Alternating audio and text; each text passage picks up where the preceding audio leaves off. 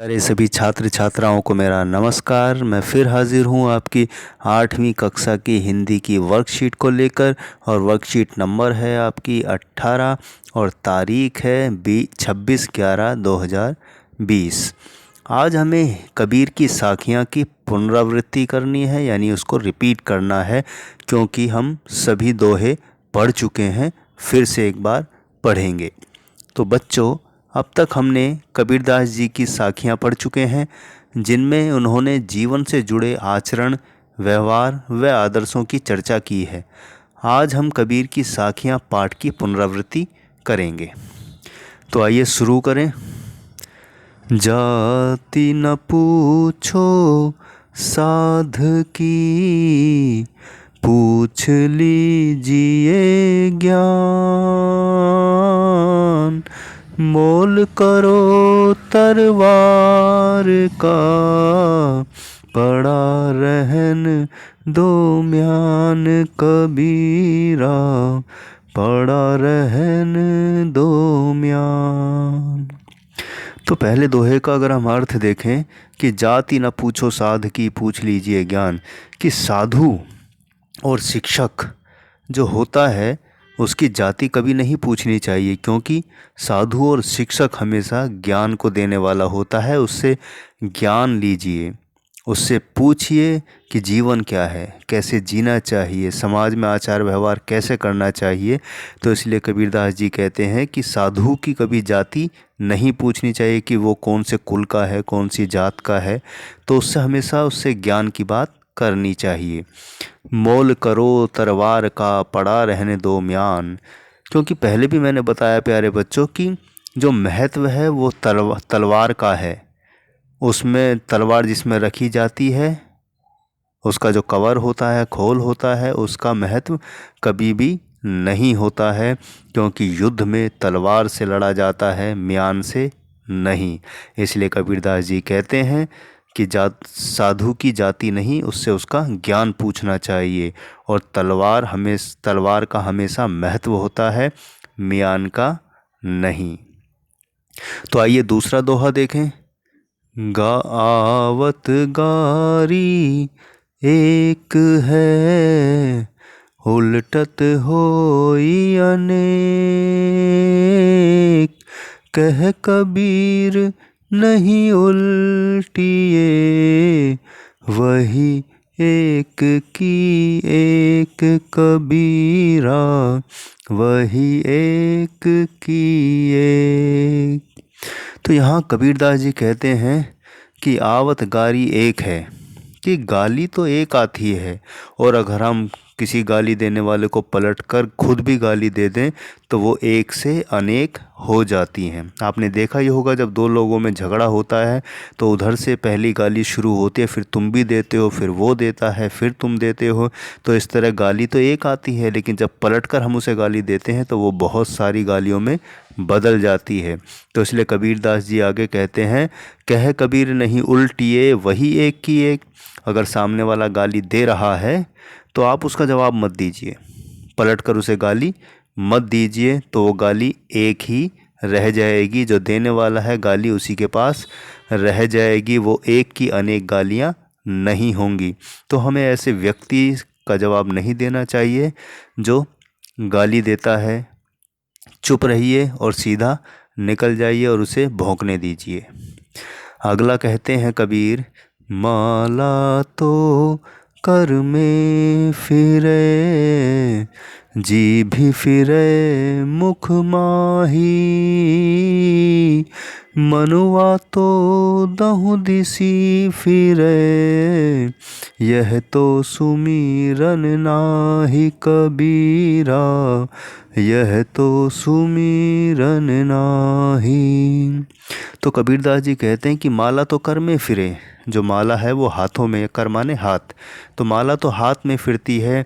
और जीभ फिरे मुख माही, और जीभ मुंह के अंदर। मनवा तो दहु दिसी फिरे, यह तो सुमिरन नाही। तो जो मन है हमारा दसों दिशाओं में फिरता है, यानी भटकता है, कभी इधर सोचता है कभी उधर सोचता है। ठीक पानी के बुलबुले की तरह हजारों विचार हमारे मन में लगातार चलते हैं। तो कबीरदास जी कहते हैं कि आप मंदिर में बैठे हो लेकिन दिमाग तुम्हारा घर पर लगा हुआ है। आप मस्जिद में बैठे हुए लेकिन दिमाग आपका अपनी दुकान पर गया हुआ कि ग्राहक आए या नहीं आए। तो इसको सुमिरन यानी कि प्रभु को याद करना नहीं कहते हैं, क्योंकि मन अगर तुम्हारा भटक रहा है तो इसे ईश्वर स्मरण या ईश्वर को याद करना या उसकी भक्ति करना नहीं कहेंगे। तो इसीलिए मन को कंट्रोल करना चाहिए, कबीरदास जी कहते हैं। अगला हमारा है, देखिए, कबीर घास ना नींदिए जो पाँव तली होई, उड़ी पड़े जब आँखी में खरी दुहेली होई। कबीरा खड़ी दुहेली होई। तो कितनी अच्छी बात कबीरदास जी ने कही है कि किसी को छोटा बड़ा नहीं समझना चाहिए। इसलिए कहते हैं कबीर घास ना नींदिए, यानी कबीर कहते हैं कि घास की निंदा कभी नहीं करनी चाहिए, बुराई नहीं करनी चाहिए जो पाँव तली हुई। अगर पाँव के नीचे है तो उसे मसलना नहीं चाहिए, उसकी बेइज्जती जैसे नहीं करनी चाहिए। उड़ी पड़े जब आँखी में, और जब एक घास का तिनका उड़कर आपकी आँख में पड़ता है तो खरी दुहेली होए तो बहुत ही वो दुख देती है, कष्ट देती है। तो हमें छोटे से छोटी चीज़ को भी, व्यक्ति को भी, प्राणी को भी, जीव को भी, चाहे वो कितना ही छोटा है, उसको कमज़ोर नहीं समझना चाहिए। जैसे हाथी कितना विशाल होता है लेकिन जरा सी चींटी जब उसकी सूंड में घुसती है तो उसको कितना तकलीफ़ देती है। तो इसी से अंदाज़ा लगा सकते हैं कि किसी को हमें छोटा नहीं समझना चाहिए, सबको समान समझकर चलना चाहिए। यही कबीरदास जी संदेश देते हैं। तो अगला हमारा दोहा है, जग में बैरी कोई नहीं जो मन शीतल होए, या आपा को डारी दे दया करे सब कोय। कबीरा दया करे सब कोय। तो देखिए कितनी अच्छी और सुंदर बात कबीरदास जी कहते हैं कि जग में बैरी कोई नहीं जो मन शीतल होए, कि अगर तुम्हारा मन शीतल है, साफ है, सच्चा है तो तुम्हारा संसार में कोई दुश्मन नहीं है। या आपा को डारी दे, आपा होता है घमंड, जिसे आप एटीट्यूड भी कहते हो, अहंकार कहते हो। तो या आपा को डारी दे दया करे सब कोय, कि आप अपने घमंड को, अहंकार को त्याग दें, फेंक दें, तो सभी आप पर दया करेंगे, सभी आपको प्रेम करेंगे। तो इसलिए कहते हैं कि मन हमेशा ठंडा, शीतल, साफ और सच्चा रखना चाहिए और कभी भी किसी बात का घमंड या अहंकार नहीं करना चाहिए। जैसे लोग थोड़ा सा पैसा आने पर लोगों को कुछ नहीं समझते हैं, उस तरह से घमंड किसी भी चीज़ पर कभी नहीं करना चाहिए, क्योंकि सब चीज़ें एक दिन चली जाती हैं। तो अगर आप में घमंड नहीं होगा और मन साफ, शीतल, सच्चा होगा तो ना आपका कोई दुश्मन होगा और सभी आपसे प्रेम भी करेंगे, दया भी करेंगे। तो उम्मीद है आपने पांचों दोहे अच्छे से समझ लिए होंगे। तो आइए बढ़ें प्रश्न उत्तर की तरफ। तो प्यारे बच्चों, हमारा पहला जो प्रश्न है कि आपको इन दोहे में से सबसे अच्छा कौन सा लगा और क्यों। आइए इसका उत्तर देखते हैं प्यारे बच्चों। तो पहला प्रश्न हमारा स्क्रीन पर है कि आपको इन दोहे में से अच्छा कौन सा लगा और क्यों। तो उत्तर हमारा है, कबीर घास ना नींदिए जो पाँव तली होई, उड़ी पड़े जब आँखी में खरी दुहेली होई। तो इसका भावार्थ है कि यह इसलिए अच्छा लगा क्योंकि इस दोहे में छोटे से छोटे वस्तुओं को भी सम्मानजनक नज़र से देखने की बात कही गई है और इनके महत्व की बात बताई गई है। तो हमें किसी को छोटा नहीं समझना चाहिए, कमज़ोर नहीं समझना चाहिए, क्योंकि ज़रा सी चींटी भी हाथी को तंग कर देती है। तो यहाँ सम्मानजनक नज़र से सभी को देखना चाहिए, सम्मान सबका करना चाहिए, सबको बराबर समझना चाहिए। तो आइए बढ़ें दूसरे प्रश्न के उत्तर की तरफ। दूसरा प्रश्न हमारा स्क्रीन पर है प्यारे बच्चों कि मनवा तो दहु दिसी फिरे, कबीरदास की इस पंक्ति से आपने क्या समझा। तो उत्तर हमारा है कि मन तो चंचल है, दसों दिशाओं में घूमता रहता है, वह कभी एक जगह नहीं टिकता है। मन कभी यहाँ तो कभी वहाँ भटकता है। तो कबीरदास जी इस पंक्ति से यही कहते हैं और हमने भी यही समझा कि मन चंचल होता है। मन हमेशा एक एक सेकंड में पता नहीं कहाँ कहाँ सोचने लगता है, भटकता रहता है। तो हमें अपने इस भटकने को रोकना चाहिए, कंट्रोल करना चाहिए, तभी हम जो प्राप्त करना चाहते हैं वो हो पाएगा। आइए बढ़ें तीसरे प्रश्न के उत्तर की तरफ। तीसरा प्रश्न हमारा स्क्रीन पर है प्यारे बच्चों कि जग में बैरी कोई नहीं, जो मन शीतल होए, पद के माध्यम से कबीरदास जी क्या कहना चाहते हैं। तो इसका उत्तर है, अगर आपका मन शांत और सच्चा है तो इस संसार में आपका कोई भी दुश्मन नहीं है। मन में सबके लिए समान भाव रखिए।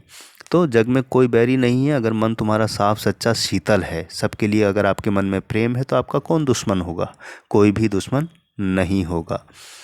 आइए बढ़ें चौथे और अंतिम प्रश्न की तरफ। प्यारे बच्चों, चौथा और अंतिम प्रश्न, किसी एक दोहे का अर्थ अपने शब्दों में लिखिए। तो उत्तर हमारा है कि आवत गारी एक है, उलटत होई अनेक, कह कबीर नहीं उलटिए, वही एक की एक। तो इसका भावार्थ है प्यारे बच्चों कि हमें कोई एक गाली दे तो हमें पलटकर उसे गालियाँ दें तो वे गालियाँ अनेक हो जाएंगी। यानी कोई हमें गाली दे, हम भी उसे उलट कर गाली दें तो वो बहुत सारी हो जाएंगी। कबीर जी कहते हैं कि यदि गाली को पलटा ना जाए, यानी उसको जवाब ना दिया जाए, तो गाली का जवाब गाली से ना दें तो वह गाली एक की एक ही रहेगी। तो जिसका गाली दे रहा है मुंह गंदा उसका होगा, हमें अपना गंदा नहीं करना चाहिए। इस तरह से उसकी गाली उसी के पास रह जाएगी और हम साफ रह जाएंगे। तो प्यारे बच्चों, पांचवा और अंतिम प्रश्न आपका गतिविधि है कि इन दोहों को याद करें और गाकर अपने अध्यापक को सुनाइए और कबीरदास जी के बारे में जानकारी एकत्रित कीजिए। कबीरदास जी के बारे में सामान्य जानकारी आपको बता दी गई है कि 1500 कुछ में उनका जन्म हुआ और मृत्यु यानी कि वो इम्पोर्टेंट नहीं है, क्योंकि अलग अलग लोगों का मानना है कि इस समय वो पैदा हुए, इस समय मरे। नीरू और नीमा इनके माता पिता थे। इन्होंने जीवन भर सच्चाई के राह पर चले, ईश्वर की भक्ति की और उस ईश्वर को माना जो दिखाई नहीं देता, जिसे हम निर्गुण कहते हैं, निराकार भी कहते हैं। हमेशा उन बातों का विरोध किया जो समाज को खोखला करते हैं, चाहे कोई मुल्ला हो, चाहे कोई पंडित हो, चाहे कोई बड़ी जात का हो, चाहे छोटी जात का हो। अगर गलत है तो कबीरदास जी ने उसका खुलकर विरोध किया है। वो एक समाज सुधारक भी थे, यानी कि अपनी कविता और दोहों के माध्यम से उन्होंने हमेशा समाज सुधार की बात की है और साथ साथ ईश्वर की भक्ति की भी बात की है। वो उनका भी विरोध करते हैं जो शमशान में जाकर उल्टी सीधी क्रियाएं करते हैं। तो कबीरदास जी हमेशा सरल, सीधे और सच्चे मार्ग की बात करते हैं ईश्वर को प्राप्त करने के लिए। तो प्यारे बच्चों, कबीर की राह पर चलकर हम सीधे और सच्चे बने, ईश्वर को भी जाने और समाज की हमेशा सेवा करने का प्रयास करें। तो उम्मीद है आपको आज की वर्कशीट समझ आ गई होगी। तो इसी के साथ मैं लेता हूँ विदा, मिलता हूँ अगली वर्कशीट पर। तब तक के लिए अपना ख्याल रखिए, स्वस्थ रहिए, हाथ धोते रहिए, मास्क लगाकर बाहर निकलिए और भीड़ भाड़ में जाने से बचिए।